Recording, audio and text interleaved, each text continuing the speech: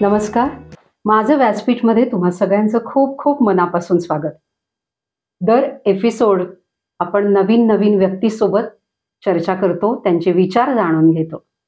आज एक अशीच व्यक्ती आपल्याकडे आलेली आहे आणि त्यांचे विचार, मार्गदर्शन याचा आपण लाभ घेणार आहोत. तर त्या व्यक्तीविषयी काय बोलू मीच स्वतः खरंच स्पीचलेस झालेली आहे. त्या व्यक्तीचे डिग्री जर म्हणाल तर ती आत्मसात केलेल्या 39 डिग्र्या आहेत. विश्वास बसत नाहीये ना, पण खरंय. ते आहेत आपले विद्या वाचस्पती विद्यानंद. आज ते व्यावसायिकांना मार्गदर्शन करणार आहेत. चला तर मग भेटूया आपण सरांना. नमस्कार सर. मंडळी नमस्कार. विद्या वाचस्पती विद्यानंद यांचा जन्म ठाण्यामध्ये झाला. त्यानंतर इंटिरियर डिझाईन आणि आर्ट्समध्ये त्यांना आवड खूप होती. पण 1985 मध्ये जेव्हा ते पुण्यामध्ये शिफ्ट झाले, त्यानंतर इंटिरियर डिझायनर, लेखक, पत्रकार आणि अभिनेता म्हणून त्यांनी स्वतःला या सगळ्या कामामध्ये झोकून दिलं आणि खूप छान काम केलं. आणि त्यानंतर ते मात्र लेखन आणि अध्यात्माकडे वळले. त्यांचे बरेच ग्रंथ प्रकाशित झाले. आता नुकताच माननीय मुख्यमंत्री देवेंद्रजी फडणवीस यांच्या हस्ते त्यांचं एका पुस्तकाचं प्रकाशन झालेलं आहे. हा आहे आपला रिडेव्हलपमेंट हाऊसिंग सोसायटी याच्याविषयीचा हे पुस्तक आहे किंवा ग्रंथ आहे. आतापर्यंत त्यांचे 51 ग्रंथ प्रकाशित झालेले आहेत. अशा व्यक्तीला आपण भेटणार आहे. पण आज ते आपल्याला व्यवसायासाठी मार्गदर्शन करणार आहेत आणि त्यांचे विचार आपल्यापर्यंत पोहोचवणार आहेत की जे आपल्याला आपला व्यवसाय जर सुरू करायचा असेल तर त्याच्यासाठी उपयुक्त ठरणार आहे. चला तर मग आपण त्यांच्या मार्गदर्शनाचा लाभ घेऊया. सर, व्यवसाय कुठला करायचा हे कुठल्याही वयामध्ये हा विचार येऊ शकतो. बरोबर. म्हणजे रिटायरमेंट नंतर तर जास्तच येतो मला असं वाटतं, किंवा युवा पिढीमध्ये येतो. तर तुम्हाला असं वाटतं का की व्यवसाय करताना वय महत्वाचं आहे? व्यवसायासाठी वयापेक्षा सुद्धा संधी या महत्वाच्या असतात. बरोबर. ज्याला आपण मार्केटमधलं डिमांड म्हणतो. आणि हे डिमांड वयामध्ये विचारात घ्यायचं काही कारण नाही आहे, कारण त्याची तुलना वयाशी होऊ शकत नाही. वयाच्या 60व्या वर्षी, 70व्या वर्षी देखील एखादी व्यक्ती ही व्यवसायाचा आरंभ आणि प्रारंभ करू शकते. आणि त्याचं सगळ्यात महत्वाचं कारण असं की व्यवसाय करण्यामध्ये तुमचं व्यवधान जे असतं ते महत्वाचं असतं. त्या व्यवसायातल्या व्यवधानाला तुम्ही व्यय करायचं नसतं, कारण व्यय न करण्यामागचं कारण काय तर त्याचा वयाशी काही संबंध नाहीये. इनफॅक्ट माझं तर असं सुचवणं आणि सांगणं राहील की जितकं वय अधिक आहे तितका ती व्यक्ती परिपक्व झालेली आहे वैचारिक पातळीवर आणि अनुभवाच्या माध्यमातून. त्याला अनेक साऱ्या समस्यांना सामोरं कसं जायचं हे त्याच्या निरीक्षणातनं आणि अनुभवातनं हे त्याच्या गाठीशी असतं. आणि त्याच्या पाठीशी देखील अनेक लोक असतात, कारण लहान वयात जर का व्यवसाय एखाद्याने सुरू केला तर अनेक वेळेला कुटुंबामध्ये, परिवारामध्येच अनेक जण असं म्हणतात की अरे बाबा तू अजून लहान आहेस, तू व्यवसाय का करतोयस. परंतु 60व्या वर्षी जर कोणी व्यवसाय करत असेल तर असं कोणी म्हणायचं कारण नाही की तू आता ह्या वयात का करतोयस, कारण त्यांना सर्वांना माहीत असतं की यांच्या गाठीशी अनुभव आहे, यांच्या पाठीशी समाज आहे. आणि जर गाठीशी अनुभव आणि पाठीशी समाज असला तर मला असं वाटतं की यशप्राप्ती ही सहज, साध्य आणि सुलभ होऊ शकते आणि शक्य तर होतेच होते. बरोबर. सर, व्यवसाय निवडताना कुठला निर्णय घ्यावा, म्हणजे कुठला व्यवसाय निवडावा? कारण आजकाल आपण बघतो की माझ्या घरी हा व्यवसाय आहे, किंवा आई वडील सुद्धा म्हणतात की नाही तू हा व्यवसाय कर म्हणून, किंवा मित्र मैत्रिणी आहेत तर त्याच्यामध्ये नाही तू माझा पार्टनर हो. म्हणजे थोडंसं भावनिक काय म्हणू त्याच्यामध्ये अडकलं जातो. बरोबर. तर निवडताना काय निर्णय घ्यावा, कसा घ्यावा? कोणत्याही प्रकारे व्यवसाय करत असताना भावनिकता ही पूर्णपणे बाजूला ठेवणं गरजेचं असतं. कारण कोणताच व्यवसाय हा इमोशन्स मध्ये करून चालत नाही. कारण इमोशन्स मध्ये जर व्यवसाय केला तर माणसाच्या आयुष्यामध्ये स्लो मोशन्स येतात आणि ती स्लो मोशन्स काही उपयोगाची नाही. त्याचं कारण आपल्या व्यवसायाला एक तर योग्य दिशा मिळाली पाहिजे, योग्य दिशा मिळाली तरच गती मिळते आणि गती मिळाली तरच प्रगती होऊ शकते. अन्यथा अपेक्षित आणि अभिप्रेत असं यश मिळतच असं नाही. व्यवसायाची निवड करताना आपल्याला काय आवडतं, आपल्याला काय शक्य आहे, आपण काय करू शकतो, याहीपेक्षा समाजात गरज कशाची आहे त्याचा विचार करणं गरजेचं आहे. अनेक वेळेला पारंपरिक किंवा कौटुंबिक एखादा व्यवसाय आहे तोच पुढे चालू ठेवावा अशी एक दृढ परंपरा, संकल्पना किंवा एक प्रथा असल्याचं किंवा प्रघात असल्याचं बघितलं जातं. परंतु हे असंच व्हायला पाहिजे असं काही नाही. विशेषतः आपण बघतोय की गेल्या 2 ते 3 वर्षांमध्ये व्यावसायिक पातळीवरती अनेक मोठ्या प्रमाणामध्ये स्थित्यंतर घडत आलेली आहेत आणि त्याचं कारण असं की अनेक व्यावसायिकांना आव्हानाच्या समोर उभं राहावं लागतंय ठामपणे आणि त्यातनं स्पर्धेलाही तोंड द्यावं लागतंय आणि यश पदरात पाडून घ्यावं लागतंय. मग हे करत असताना केवळ एकाच गोष्टींचा विचार करून चालणार नाहीये. मला जर का एखादं क्षेत्र आवडतंय आणि त्या क्षेत्रात मी माझं शिक्षण पूर्ण केलेलं आहे म्हणून मी जर ठरवलं की तोच एकमेव व्यवसाय मी माझ्या करिअरच्या दृष्टीनं किंवा अर्थार्जनाच्या दृष्टीनं कायम ठेवावा तर ते साजेसं आणि पुरेसं ठरेलच असं नाही. त्याचं कारण त्याही क्षेत्रामध्ये स्पर्धेला सामोरं जावंच लागणार आहे. परंतु त्यामध्ये आपल्या व्यवसायातल्या निवडीमध्ये ते कसं असायला हवं तर एक छोटंसं उदाहरण सांगतो की जे तुम्हाला आणि मला असं वाटतं आपल्या प्रेक्षकांना सगळ्यांनाच ते आवडीचं असेल आणि पसंत पडेल. ते म्हणजे असं की कोणतीही सायकल की ज्या सायकलला एक मागे कॅरियर जोडलेलं असतं सामान वाहून नेण्यासाठी, तर आपलं प्रत्येकाचं करिअर सुद्धा त्या सायकलला जोडलेल्या कॅरियर सारखं असावं. म्हणजे सायकल जिथे कुठे नेली जाते तिथं वेगळं त्याचं कॅरियर न्यावं लागत नाही.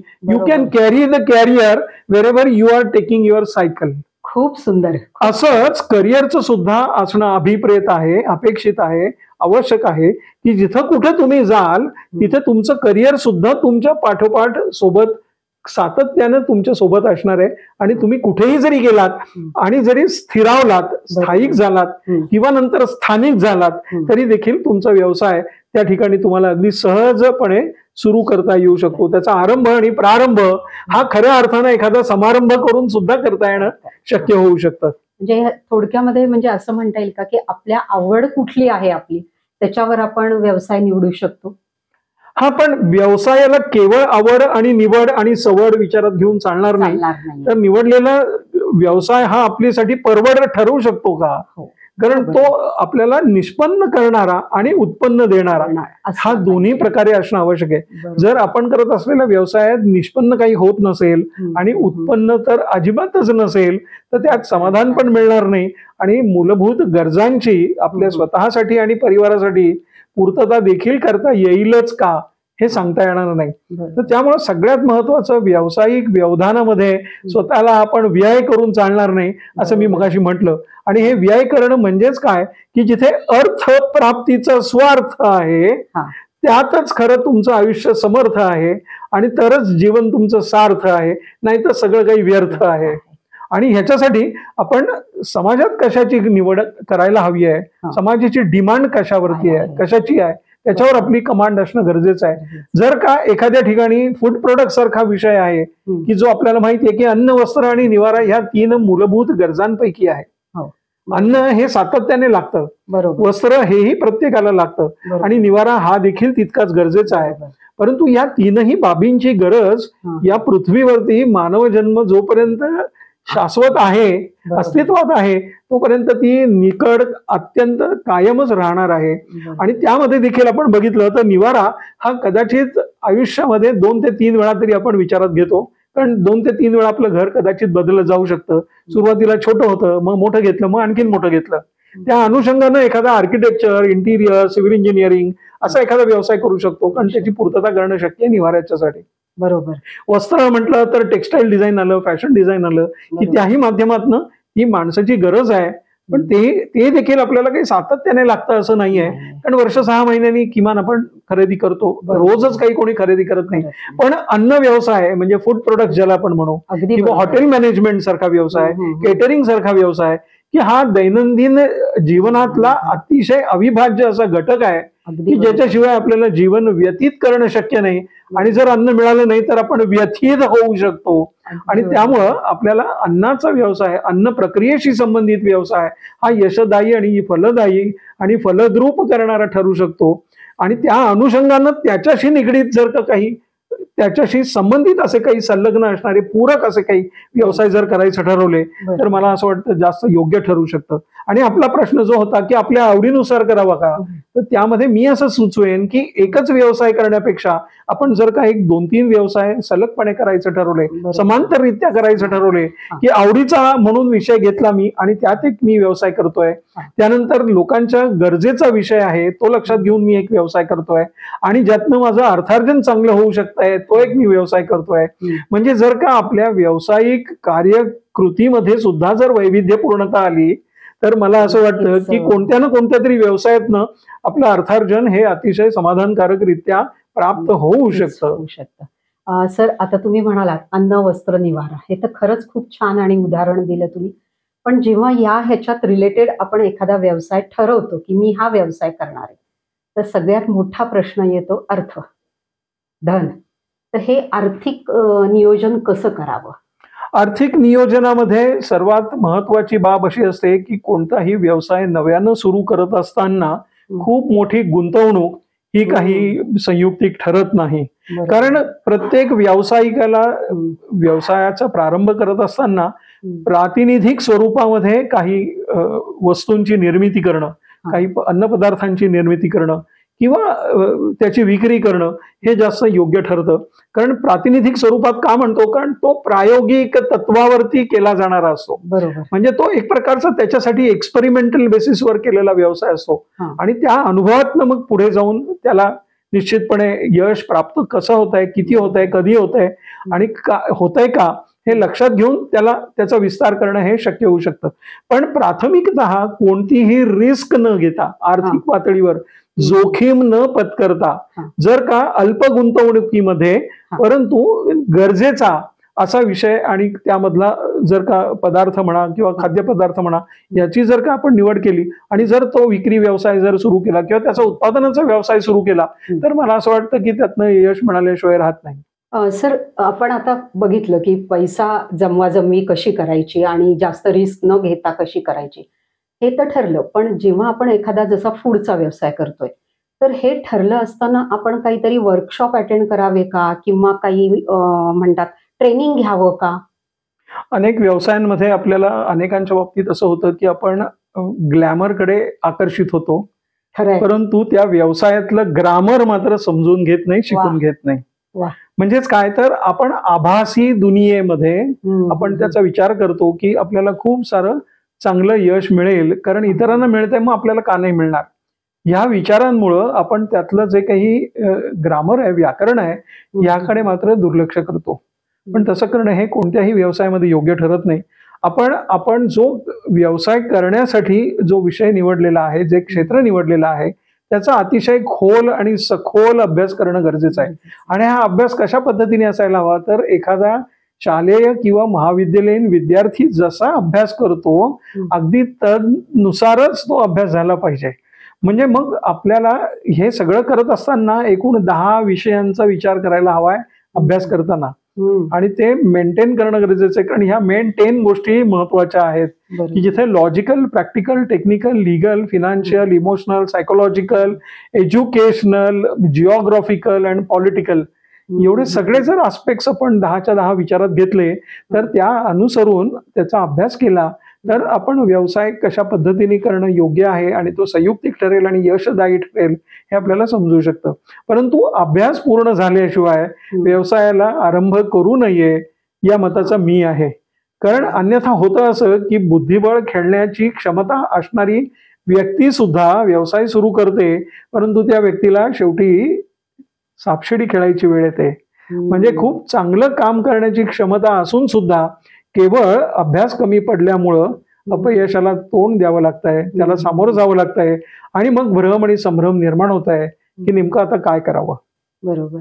पण मग ह्या गोष्टी हे करताना आपल्याला प्लॅनिंग फार गरजेचं आहे. नियोजन हे अत्यंत महत्वाचं, आयोजन महत्वाचं, त्याचं प्रयोजन महत्वाचं आणि संयोजन देखील तितकंच महत्वाचं. कारण नियोजनाचा जर का अभाव असला तर आपला प्रभाव समाजामध्ये आणि ग्राहकांवर पडणार नाहीये आणि आपला निभाव लागणार नाहीये. तर त्यामुळं आपल्यातला मुळातच अभ्यासाच्या अनुषंगानं त्या विषयातला जो अभाव आहे तो दूर करायला हवा. भ्रम आणि संभ्रम मनामध्ये ठेवून चालणार नाही. आपल्यापैकी अनेकांना व्यवसाय करत असताना असं वाटत असतं मला सगळं माहिती आणि मला सगळं कळतं. बरोबर. आणि त्यामुळे होतं काय की ती व्यक्ती व्यवसाय आपसुकच सुरू करते, परंतु नंतर मात्र खूप साऱ्या समस्या आणि त्याला सामोरं जाण्याशिवाय आणि आव्हानांना पेलण्याशिवाय आणि झेलण्याशिवाय दुसरा काही पर्याय त्यांच्याकडे राहत नाही.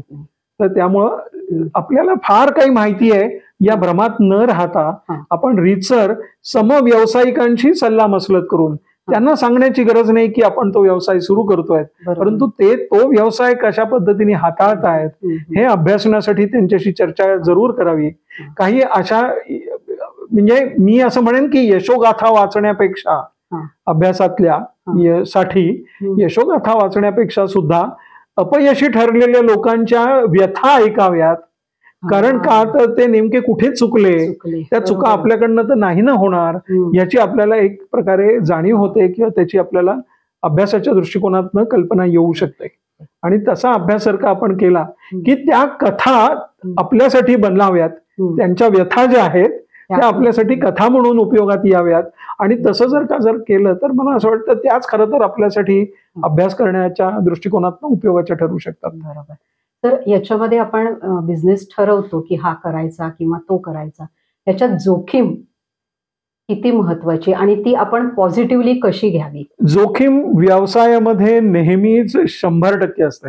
बरोबर. कारण पुढे काय होणार आहे हे कुणीच सांगू शकत नाही. कारण नियती आणि नियंत्याच्या नियंत्रणात निसर्गतः निर्माण झालेले नियम व्यावसायिक पातळीवर सुद्धा समजणं, उमगणं आणि बदलणं हे व्यक्तीच्या हाती नसतं. बरोबर. पण असं जरी असलं तरी देखील आपला जर अभ्यास आपण करून समक्ष अभ्यास करायला हवा सक्षम होण्यासाठी. स्वतः जर अभ्यास आपण नाही केला तर ते काही उपयोगाचं नाही. इतरांनी अभ्यास केला आणि ते मोठे झालेत आणि ते मोठे झालेत म्हणजे मी पण मोठा होऊ शकतो असा विचार करून चालणार नाही. तर आपल्याला सक्षम होण्यासाठी आपण पहिल्यांदा अभ्यासवृत्तीनं, खिलाडू वृत्तीनं आणि अभ्यास केला पाहिजे. आपण आपल्यामध्ये काहीतरी वैगुण्य आहे म्हणून अभ्यास करायचा आहे असं नाहीये. तर आपल्याला नैपुण्य मिळवायचंय म्हणून अभ्यास करायचा आहे. आणि ते नैपुण्य त्याच वेळेला मिळतं ज्या वेळेला आपल्यातलं वैगुण्य दूर होतं, आपल्यातला अभाव ज्या वेळेला दूर होतो त्याच वेळेला हे शक्य होऊ शकतं. आणि त्यासाठी आपण स्वतःला कधी कमी समजायचं कारण नाही. पण जोखमीचा विचार करता आपल्याला निश्चितपणे आपलं आत्मपरीक्षण करायला हवंय. आत्मपरीक्षण केल्यानंतर आपल्या लक्षात यायला हवंय की आपल्याला जोखीम तर पत्करावी लागणार आहे आणि येणाऱ्या सगळ्या आव्हानांना सामोरं पण जावं लागणार आहे. आणि मानसिक पातळीवरती त्याची सक्षमता आपल्यामध्ये असणं आवश्यक आहे. बरोबर. सर, हे सगळं आपण समजा तयार केलं, मानसिकता इथपर्यंत आपण आलो, ज्या वेळेला आपण लॉन्चिंग करतो एखाद्या प्रॉडक्टचं किंवा मार्केटमध्ये आणतो, तर ते आणण्यासाठी आपल्याला आधी काही तयारी करायला लागते का, की ज्याला आपण प्री लॉन्चिंग म्हणूया? बरोबर. तर त्याची काही तयारी करायला लागते का? आताचा जमाना आपल्याला सगळ्यांनाच माहिती आहे की तो फिजिकल राहिलेला नाहीये, तो डिजिटल झालेला आहे. खरंय. आणि डिजिटल जमान्यामुळं आपलं कोणताही व्यवसायाचं जे काही प्रमोशन आहे ते लोकल न राहता आता ते ग्लोबल झालेलं आहे. आणि ग्लोबल पातळीवर म्हणजे वैश्विक पातळीवरती आपला व्यवसाय करणं हे सहज, सुलभ, साध्य असं शक्य होऊ शकत आहे.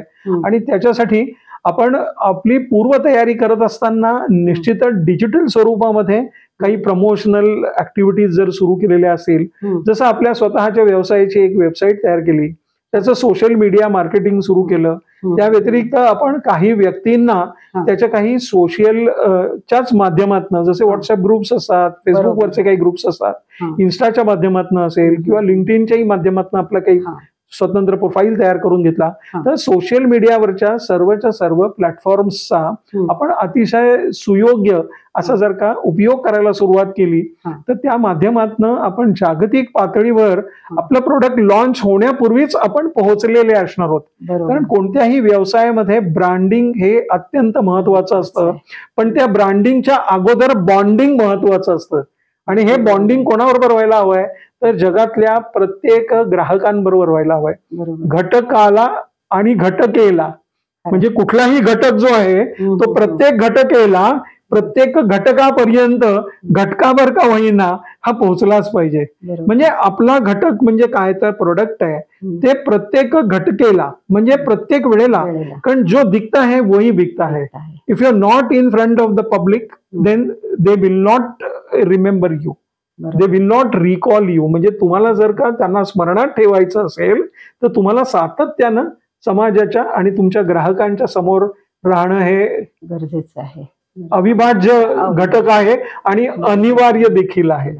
मग ह्याच्यासाठी जसं आता आपण बोललो की डिजिटल मार्केटिंग आहे, इन्स्टा आहे, फेसबुक आहे, मग याच्यावर आपण सातत्याने जाहिरात करणं गरजेचं आहे. सातत्यानं करण्याची फारशी गरज नसते, परंतु काय एक आपल्याला त्याचा देखील थोडासा प्राथमिक का होईना पण अभ्यास करणं गरजेचं आहे. आपल्याकडे आपल्याला कल्पना असेल की खूप साऱ्या अशा व्यवसाय पुरवणाऱ्या संस्था आहेत किंवा व्यक्ती आहेत की जे खूप चांगल्या पद्धतीनं या सोशल मीडियावरती चांगलं काम करतात. अगदी बरोबर. आता आपल्याकडे देखील आपलं जे माझं व्यासपीठ आहे याही माध्यमातून अनेक व्यावसायिकांचं सातत्यानं जे काही त्यांचं मनोगत असेल किंवा त्यांचं कामाचं यशोगाथा या अनुषंगानं सादरीकरण असेल, त्यांच्याशी होणारी चर्चासत्र असतील, ही समाजाच्या माध्यमात पोहोचली जात आहेत, या माध्यमातून समाजापर्यंत पोहोचली जात आहेत. हे होत असताना देखील त्यांच्याबद्दल निश्चितपणे लोकांपर्यंत माहिती पोहोचते आहे. हे करणारं जसं हे व्यासपीठ आहे अशाच व्यासपीठाच्या माध्यमातून समाजापर्यंत जर का अतिशय चांगल्या पद्धतीनं पोहोचणं शक्य झालं तर निश्चितपणे एक प्रकारे विश्वासार्हता निर्माण होते. तुमच्याविषयी होते, व्यावसायिकांविषयी होते, व्यवसायाविषयी होते आणि व्यवसायातल्या तुमच्या एकूणच मग त्या वस्तू असतील किंवा सेवा असतील याविषयी देखील होते. आणि ही ज्या वेळेला व्हायला लागते त्यावेळेला निश्चितपणे लोकांना त्याची खात्री होते. त्याचं कारण असं आहे की तुम्ही व्यवसाय करत असताना तुमचं नेतृत्व, तुमचं वक्तृत्व, तुमचं कर्तृत्व आणि त्याचबरोबर तुमचं दातृत्व हे निश्चितपणे लोकांना लक्षात येतं आणि त्या अनुषंगानं तुम्ही लोकांकडे जाण्याच्या ऐवजी लोक तुमच्याकडे यायला सुरुवात होते. कारण त्या माध्यमातून त्यांना कळायला लागतं की आपल्याला ह्यांच्याकडनं मिळणाऱ्या वस्तू आणि सेवा सुविधा ज्या आहेत याचा पुरवठा अतिशय विश्वासार्हतेने होणार आहे आणि ते खात्रीलायक आपण घेऊ शकतो. बरोबर, अगदी बरोबर. तर ग्राहक ह्याला आपण देवता मानतो, पण मग ग्राहकांची अपेक्षा आणि आपली अपेक्षा याच्यामध्ये लवचिकता कशी आणावी? अपेक्षांच्या बाबतीत माझं नेहमी असं म्हणणं असं असतं की अपेक्षा ह्या प्रत्येकाच्याच नेहमी उंच असतात. अगदी बरोबर. Expectations are always bound to be at very high level. आपण अपेक्षांपेक्षा म्हणजे एक्सपेक्टेशन पेक्षा आपण असं म्हणूया डिझायर काय आहे, म्हणजे अभिप्रेत काय आहे, अभिप्रेत काय, अपेक्षित काय आहे ह्यापेक्षा अभिप्रेत काय आहे. बरोबर. आणि अभिप्रेत ज्या वेळेला आपण म्हणतो त्यावेळेला ते व्यक्ती सापेक्ष नसतं. अपेक्षित म्हणतो त्यावेळेला ते व्यक्ती सापेक्ष असतं. एखाद्या व्यक्तीला एखादी गोष्ट अपेक्षित एका विशिष्ट पद्धतीने असेल तर कदाचित तशीच दुसऱ्या पद्धतीने दुसऱ्या व्यक्तीला असेलच असं नाही. अगदी बरोबर. आणि मग त्या अनुषंगानं जे अभिप्रेत आहे ते जर का आपण लक्षात घेतलं तर ते खरं सांगायचं तर आपण पूर्ण समूहाचा विचार करतोय, समाजातल्या अनेक समूहांचा, घटकांचा विचार करतोय आणि त्या अनुषंगानं मग आपण निश्चितपणे त्यावरती काम करू शकतो. अभिप्रेत म्हटलं तर काय होतं की डिझायर, ज्याला आपण इंग्रजीमध्ये म्हणतो, आणि मी असं म्हणेन की desire is equal to design. म्हणजे desire is equal to design किंवा design is equal to desire. म्हणजे काय आहे तर त्या ग्राहकाला अभिप्रेत काय आहे त्या अनुषंगानं तुम्ही त्या प्रोडक्टचं डिझाईन करू शकता. म्हणजे तुमचं प्रोडक्ट हे कस्टमाइज असलं पाहिजे. जसं आपण एखाद्या रेस्टॉरंटमध्ये गेल्यानंतर एखाद्या प्लेटची ऑर्डर करतो, एखाद्या पदार्थाची ऑर्डर करतो आणि त्यावेळेला त्याला सांगतो की मला मीडियम स्पायसी पाहिजे, बरोबर, कस्टमाइज, किंवा मला ग्रेव्ही जास्त पाहिजे किंवा मला ड्राय पाहिजे. हे ज्या वेळेला त्याला सांगतो त्यावेळेला काय करतात ते कस्टमाइज करून देतात. ते त्या ग्राहकांची जे अभिप्रेत असणारी कल्पना आहे, संकल्पना आहे किंवा जी अभिप्रेत आहे पदार्थाची डिश, त्या पद्धतीने ते आणून तयार करून देतात. तसंच आपणही आपल्या प्रत्येकाने व्यवसायामध्ये थोडंसं फ्लेक्झिबल राहणं फार गरजेचं आहे, अत्यंत आवश्यक आहे. त्याचं कारण आपण जसं म्हणालात की ग्राहक देवो भव, ग्राहक हा आपला परमेश्वर आहे आणि त्याला आपण संतुष्ट करणं, त्याच्या अंतरी आपला भाव आणि त्याचा तो ठेवा हा कायम राहणं हेच महत्वाचं आहे. आणि मगाशी मी म्हटल्याप्रमाणे की जर का तेवढी जर आपण आपल्यामध्ये लवचिकता ठेवली विचारांमध्ये तर निश्चितपणे शक्य होऊ शकतं. ह्याच्यासाठी मात्र विचार, वर्तन आणि व्यवहार हे तीनही सकारात्मक असणं आवश्यक आहे. कारण सकारात्मकतेच्याच अनुषंगाने ह्या सगळ्या गोष्टी साध्य होणार आहेत.